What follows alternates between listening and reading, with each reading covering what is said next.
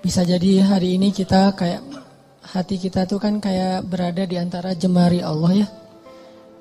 Artinya buat Allah ngebolak-balikin hati kita tuh seringan kita ngebolak-balikin bola pingpong, bola tenis meja. Gampang banget, cuman dengan 2 jari doang. Beda banget kan kita ngebolakin hati si dia tuh udah berdarah-darah gak balik-balik ya. Kita tuh udah berdarah-darah, udah keluarin modal habis, mobil jual, segala macam dijual, sampai ngutang kemana-mana, hatinya gak berbalik. Kenapa? Karena yang megang hati dia tuh bukan kita.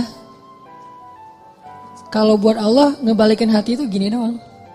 Di antara jemari Allah. Ini bukan masalah Allah tuh punya jari ya. Karena laisa kamitslihi syai'. Jangan dianalogikan punya jari kayak makhluk, itu nggak boleh.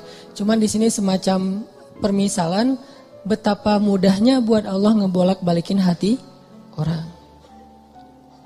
Orang yang mungkin nggak pernah kebayang dia bakalan masuk Islam, yang kebayang oleh yang lain tuh dia bakalan mati dalam keadaan memusuhi Nabi itu, malah ternyata dengan mudah Allah balikan hatinya. Justru di hari ketika dia pengen bunuh Nabi. Di hari ketika dia bawa pedang tanpa sarung. Kalau bawa pedang pakai sarung itu masih labil. Bunuh gak ya, masukin lagi, keluarin lagi kan ya. Ini gak pakai sarung, artinya udah mantap banget nih pengen bunuh Nabi. Gak akan dibawa pulang tuh pedang, kecuali ujungnya udah berdarah. Di hari ketika dia pengen bunuh Nabi, di hari itu juga Allah tunjukkan keajaiban. Allah tunjukkan kebesarannya. Allah gak mau bikin Umar masuk Islam pas lagi normal. Itu gak keren. Ceritanya tuh kurang klimaks. Ini pinter hebatnya Allah ya. Allah kan maha hakim, bijaksana banget. Bikin cerita tuh yang kalau ditonton, diceritain, dibahas tuh enak. Kalau terlalu garing, flat kan agak-agak gimana ya, bosan ya. Kayak ada film yang thriller gitu tentang pembunuhan. Udah udah 2 jam kita nonton, belum jelas ceritanya kan gak enak nih. Gak ada klimaksnya. Nah ini dibikin klimaks, justru titik baliknya itu di posisi yang paling nadir, yang paling sulit. Posisi ketika dia mau bunuh Nabi, malah dia dapat hidayah.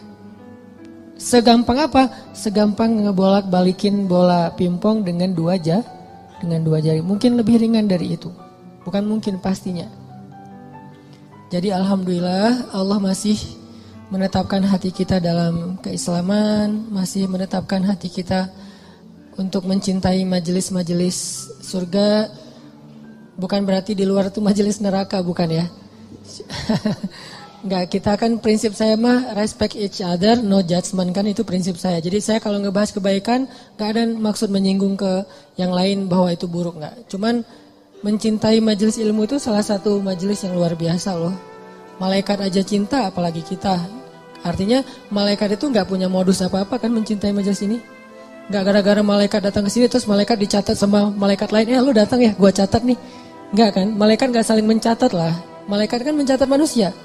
Kalau malaikat saling mencatat kan ntar jadi ada transaksi gitu. Lo catat gua, ntar gua balas catat lo, saling mencatat gitu kan. Berapa? 10. Udah tambahin deh nolnya. Kan 0 doang jadi 100 misalnya. Nggak ada malaikat saling mencatat amal malaikat. Malaikat itu mencatat kita. Jadi nggak ada modusnya malaikat datang ke majelis ilmu itu kecuali karena memang majelis ini emang baik.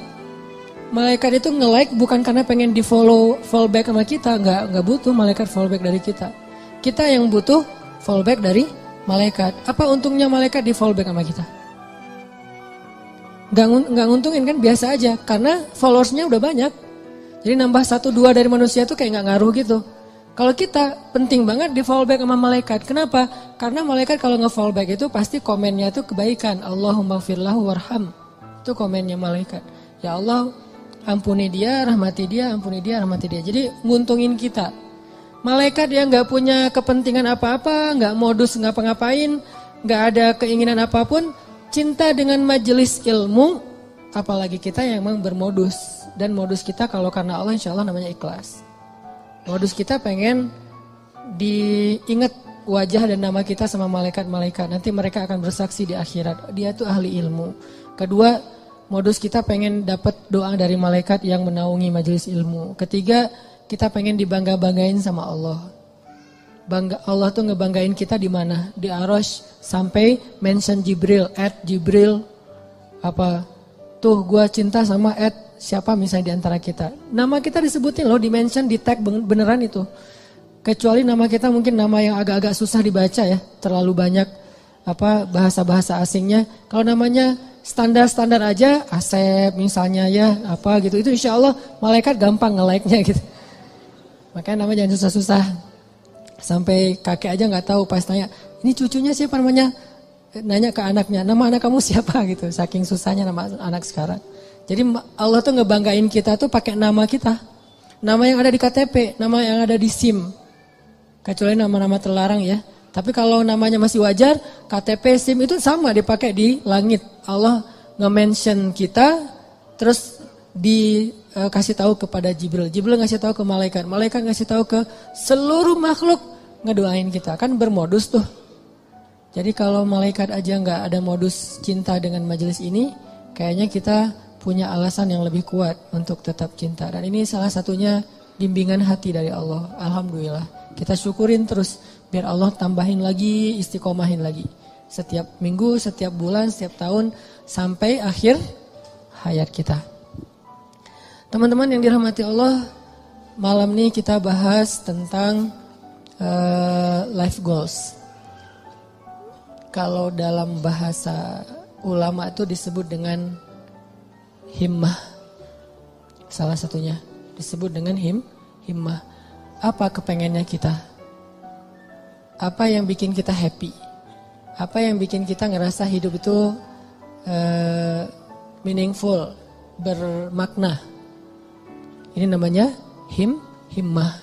Mungkin kalau bahasa sederhananya life goals.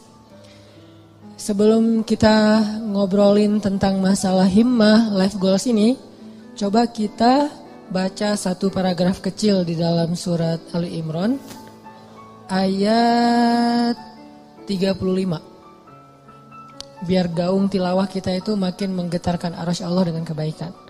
Surat Ali Imran ayat 35. Kita baca sampai ayat 37. Surat Ali Imran ayat 35 sampai 37. A'udzu billahi minasy syaithanir rajim. Silakan.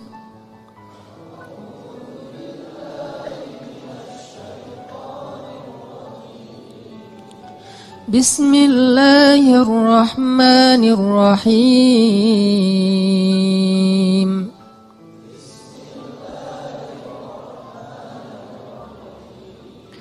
إذ قالت امرأة عمران رب إني نذرت لك ما في بطني محررا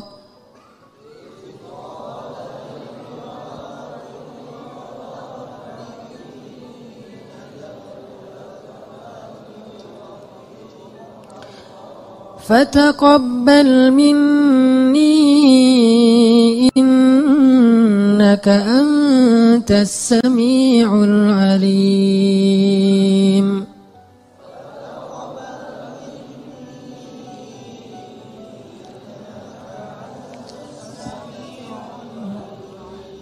فلما وضعتها قالت رب إني وضعتها أنثى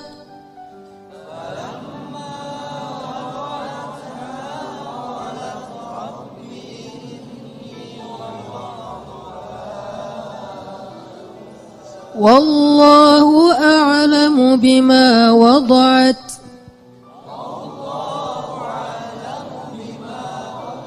وليس الذكر كالأنثى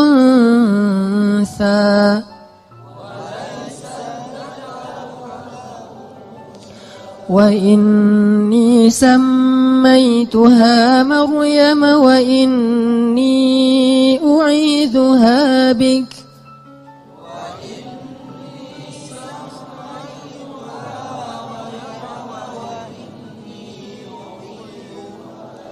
وإني أعيذها نعيذها بك وذريتها من الشيطان الرجيم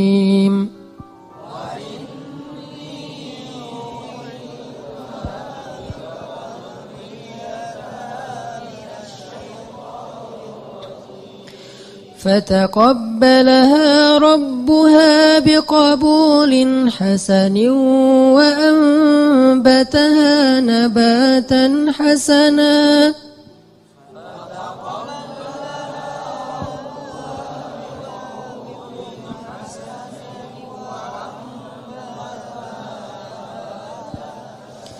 وكفلها زكريا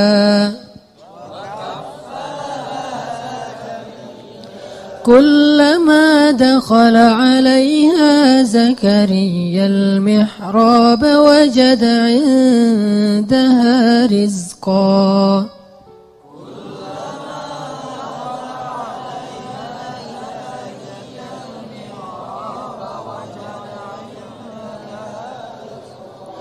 قال يا مريم أنى لك هذا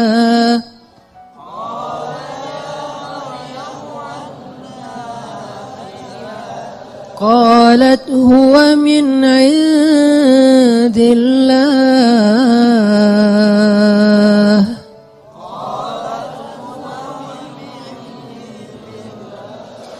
إن الله يرزق من يشاء بغير حساب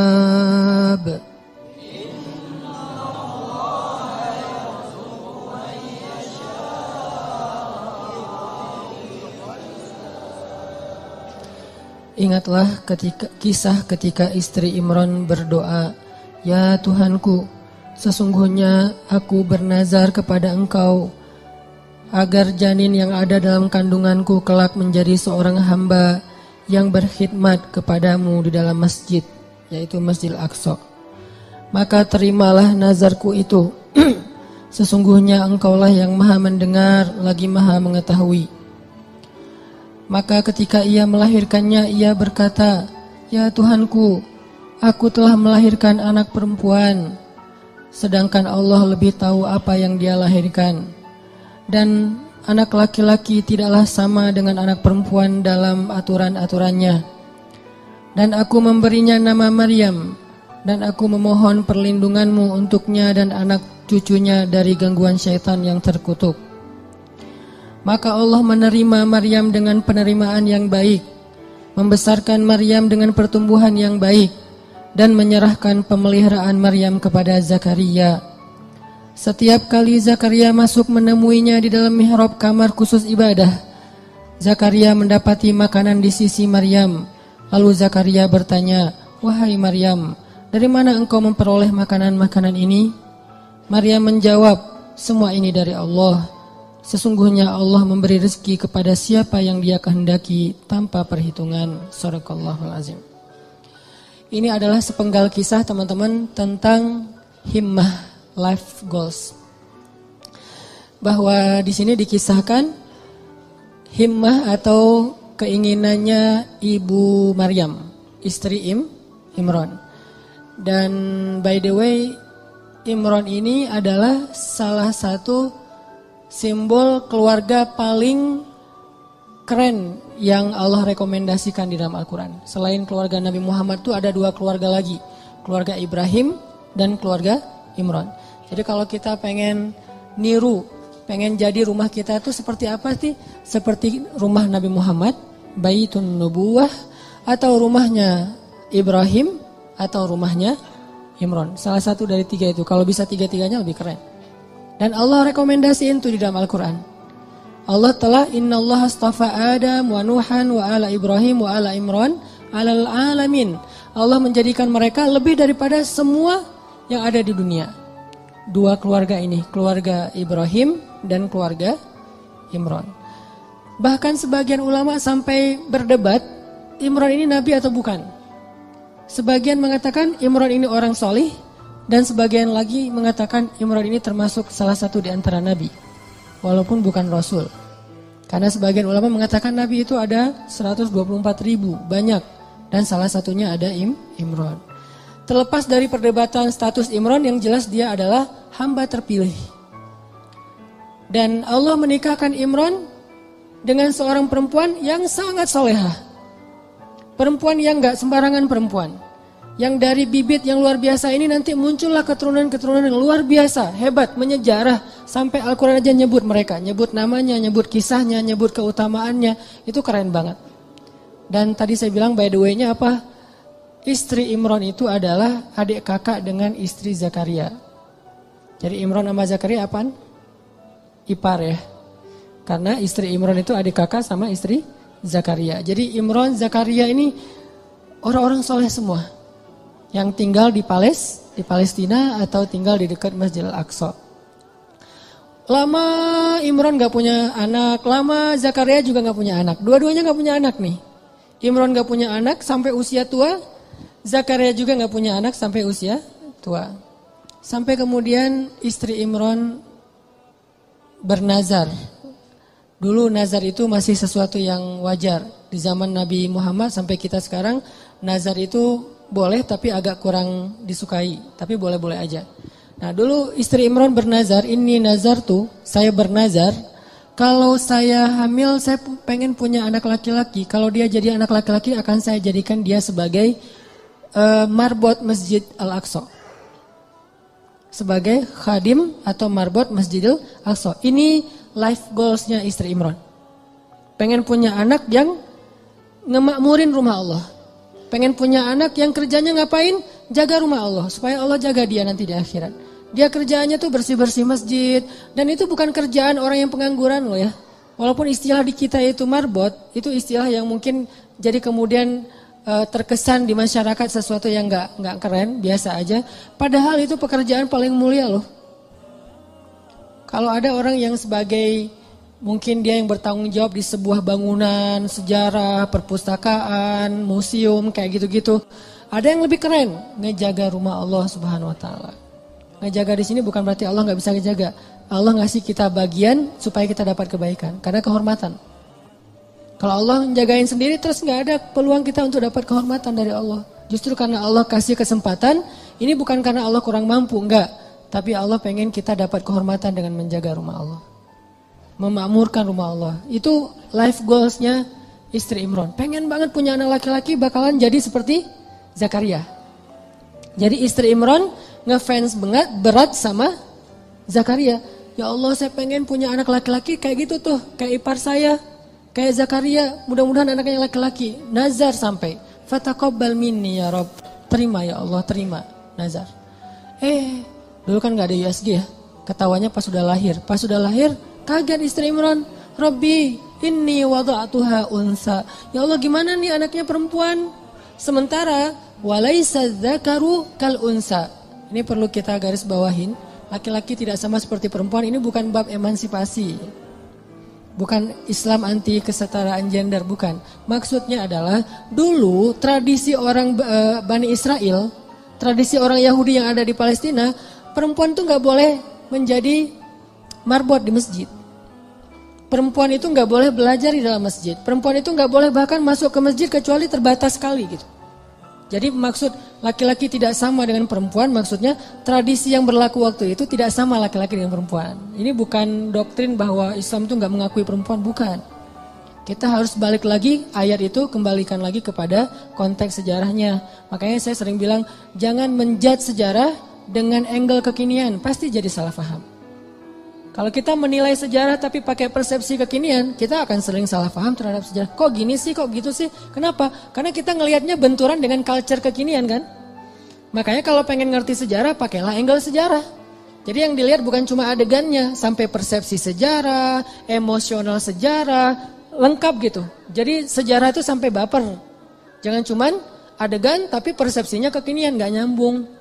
Nah pada masa itu, laki-laki dan perempuan itu dibedain tentang masjid. Laki-laki boleh masuk ke masjid bebas, boleh berkhidmat di masjid, boleh belajar di masjid, boleh jadi ulama di masjid. Perempuan gak boleh, beda dengan di Islam kan. Kalau di Islam justru sebaliknya. Sama laki-laki dengan perempuan dalam masjid, cuman beda fikih. Kalau perempuan lagi haid nanti ada batasannya. Tapi kalau perannya di dalam masjid, Boleh banget. Buktinya apa? Aisyah itu ngajarin hadis di dalam masjid loh. Dan muridnya laki-laki. Muridnya Aisyah itu juga banyak laki-laki. Walaupun berdua ngajarnya tuh. Abu Hurairah sama Aisyah. Tapi banyak hadis-hadis yang Aisyah tahu, Abu Hurairah nggak tahu. Atau hadis-hadis yang Abu Hurairah tahu, Aisyah nggak tahu. Sehingga mereka kayak saling mention gitu, saling broadcast. Aisyah broadcastin dong hadis-hadis yang gua nggak tahu, di broadcast sama Aisyah. Nanti Aisyah juga minta dari Abu Hurairah, saling transfer hadis. Bukan untuk mentahzir ya. Mereka mentransfer hadis bukan untuk nyalah-nyalahin, apa salah lo, enggak. Mentransfer hadis tuh untuk saling sharing kebaikan. Motivasi sifatnya. Oh ada hadis gitu ya, iya gitu. Jadi dalam Islam Abu Hurairah, Aisyah ngajar di masjid, nanti ada tokoh-tokoh perempuan yang luar biasa banyaknya, termasuk yang paling legend itu kan Khadijah ya. Yang paling berpengaruh dalam dakwah Nabi kan Khadijah, dan Khadijah itu nggak tinggal diam di rumah nungguin, Muhammad mana ya udah jam segini belum pulang, di telepon nggak diangkat aja kayaknya habis baterai deh, gitu-gitu enggak. Khadijah tuh nggak pasif di rumah loh ya, nggak bantu dakwah Nabi, dia aktif. Cuman tetap ada kayak etikanya, ada moralnya. Di masa itu justru Allah pengen mengubah tradisi orang Bani Israel yang menganggap perempuan itu kelas kedua di antara masyarakat. Makanya Allah nyindir, ini sebetulnya bahasa sindiran. Walaysa dzakaru kal unsa. Menurut orang Bani Israel, perempuan itu nggak sama dengan laki-laki. Tapi di ayat berikutnya apa? Fataqabbalaha rabbuha biqabulin hasan. Tapi Allah sendiri nerima perempuan itu dengan penerimaan yang baik. Jadi Allah tuh pengen mengubah tradisi sebetulnya. Biar kita gak salah paham terhadap ayat ini. Tuh ayatnya tuh gak sama laki-laki perempuan. Yang gak sama itu bukan dalam persepsi ayat. Bukan dalam persepsi Allah. Dalam persepsi masyarakat. Dan Allah mengubahnya dengan kalimat fataqabbalaha rabbuha biqabulin hasanin. Justru Allah nerima perempuan itu dengan penerimaan yang sangat istimewa. Dia sediakan khusus mihrab buat dia. Diberikan keutamaan buat dia. Sampai turun makanan aja dari langit coba.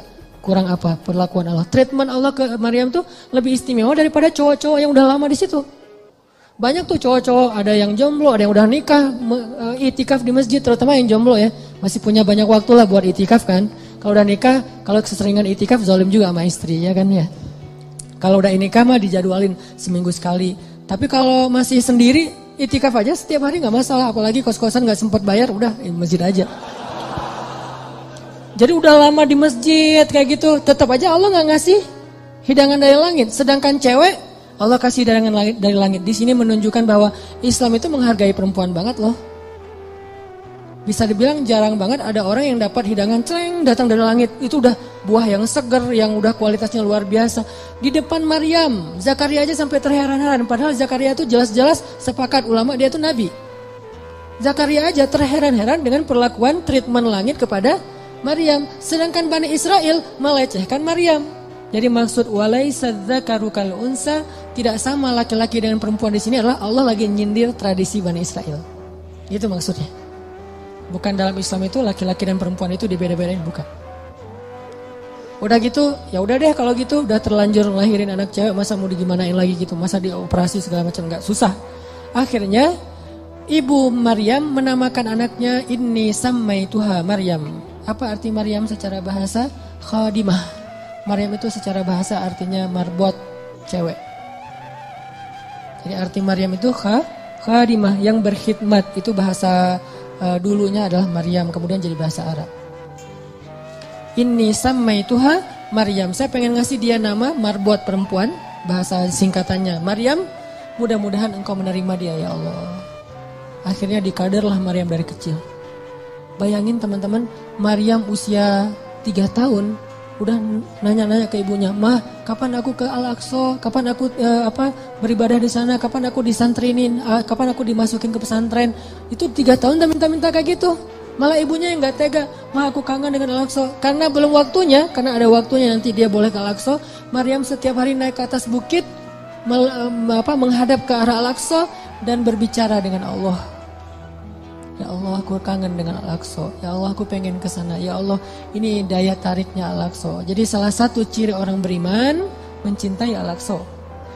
Itu salah satu di antara bagian dari keimanan, mencintai Al-Aqsa. Bukan karena konfliknya, bukan karena sentimen terhadap Israelnya, bukan. Karena emang kayak gitu turun-temurun dari zaman dulu. Ini tradisi spiritual namanya. Dari zaman Nabi Sulaiman udah kayak gitu, zaman sebelumnya juga kayak gitu, zaman Musa juga kayak gitu. Tradisi spiritual yang diturun-temurunkan. Dan Maryam kecil, anak usia 3 tahun, udah cinta banget dengan Al-Aqsa, pengen ke sana, mah kapan. Kenapa bisa punya anak kayak gini? Life goals ibunya, himmah ibunya. Jadi kalau salah satu rahasia dari life goals itu kalau benar-benar kuat jadi himmah, nanti kita belajar apa bedanya himmah dengan sekedar basa-basi. Kalau benar-benar jadi himmah teman-teman, itu akan jadi kenyataan loh. Gimana kita jadiin life goal kita jadi kenyataan, life goal kita jadi keajaiban. Walaupun rintangan ada aja kayak istri Imran. Kok lahirnya anak perempuan? Justru Allah pengen ngasih banyak hikmah, banyak luar biasa pelajarannya lewat skenario kayak gitu.